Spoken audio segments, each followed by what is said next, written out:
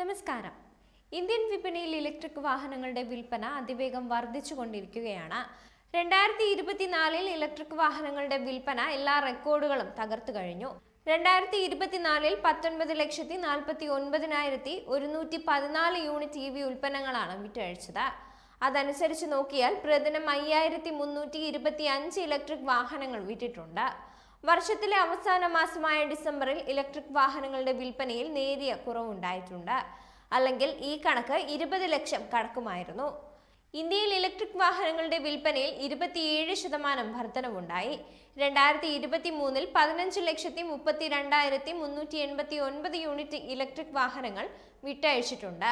അതേസമയം 2024-ൽ 2023-നെ അപേക്ഷിച്ച് 4,16,728 യൂണിറ്റ് കൂടുതൽ വാഹനങ്ങൾ വിറ്റഴിക്കപ്പെട്ടു. കഴിഞ്ഞ വർഷം ഒക്ടോബറിലെ ഉത്സവ സീസണിലാണ് ഇലക്ട്രിക് വാഹനങ്ങളുടെ ഏറ്റവും കൂടുതൽ വിൽപ്പന നടന്നത്. ഈ മാസം 2 ലക്ഷത്തിലധികം EV ഉൽപ്പന്നങ്ങളാണ് വിറ്റഴിച്ചത്.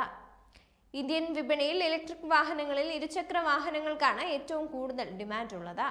ഓട്ടോകാർ പ്രോയുടെ റിപ്പോർട്ട് പ്രകാരം ഇലക്ട്രിക് വാഹനങ്ങളുടെ വിൽപ്പനയുടെ 59% ഇരുചക്ര വാഹനങ്ങളാണ്.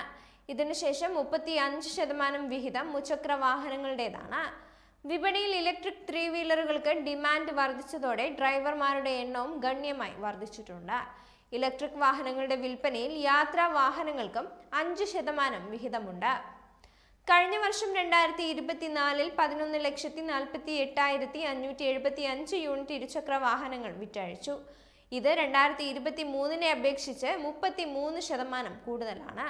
2023 കലണ്ടർ വർഷത്തിൽ 8,60,418 യൂണിറ്റ് ഇലക്ട്രിക് ഇരുചക്ര വാഹനങ്ങൾ വിറ്റിട്ടുണ്ട്.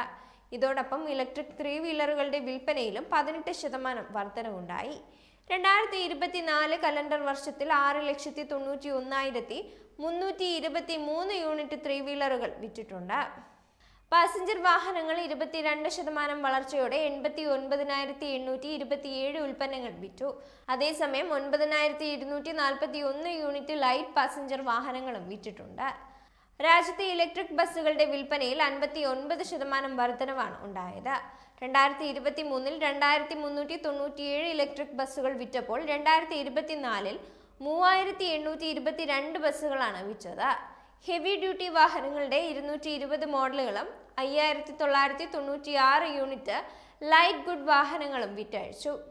ബാക്കിയുള്ള 110 വാഹനങ്ങളും പ്രത്യേകം വിറ്റഴിച്ചിട്ടുണ്ട് എന്നാണ് കണക്കുകൾ. ഇന്ത്യൻ വാഹന വിപണിയിൽ പുതിയൊരു വാഹനം അവതരിപ്പിക്കുമ്പോൾ അത് ഇലക്ട്രിക് ആണോ എന്ന് ചോദിക്കുന്ന സാഹചര്യത്തിലേക്ക് ഇലക്ട്രിക് വാഹന മേഖലയിൽ കുതിപ്പുണ്ടായിട്ടുണ്ട്.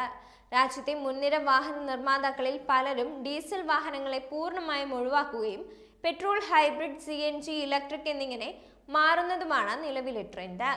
റേഞ്ച് കുറവ്, ഉയർന്ന വില എന്നിവ ഇലക്ട്രിക് വാഹനങ്ങളോട് ജനങ്ങൾക്ക് അകൽച്ചയുണ്ടാക്കിയിരുന്നെങ്കിലും Tata Tiago EV, MG Comet, Tata Tigor EV തുടങ്ങിയ വാഹനങ്ങളുടെ വരവോടെ സാധാരണക്കാർക്ക് താങ്ങാനാവുന്ന വിലയിലും ഇലക്ട്രിക് വാഹനം ലഭ്യമായി തുടങ്ങിയിട്ടുണ്ട്. ഇലക്ട്രിക് വാഹനങ്ങളിലേക്ക് മാറേണ്ടതിന്റെ ആവശ്യകത കേവലം സാമ്പത്തിക ലാഭം മാത്രമാണോ എന്നത് വളരെ പ്രസക്തമായ ഒരു ചോദ്യമാണ്. മലിനീകരണ മുക്തമായ പരിസ്ഥിതിയാണ് ഇവ പ്രോത്സാഹിപ്പിക്കുന്നതിലൂടെ സർക്കാരുകൾ ലക്ഷ്യമിടുന്നത്.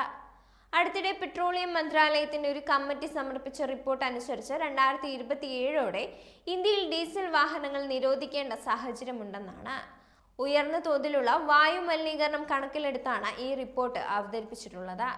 സാമ്പത്തിക ലാഭം കണക്കാക്കിയാൽ വളരെ കുറഞ്ഞ ദൂരം മാത്രം വാഹനം ഉപയോഗിക്കുന്ന ഒരാൾക്ക് ഇലക്ട്രിക് വാഹനം വലിയ ലാഭമൊന്നും ഉണ്ടാക്കുന്നില്ലെന്നതാണ് വസ്തുത.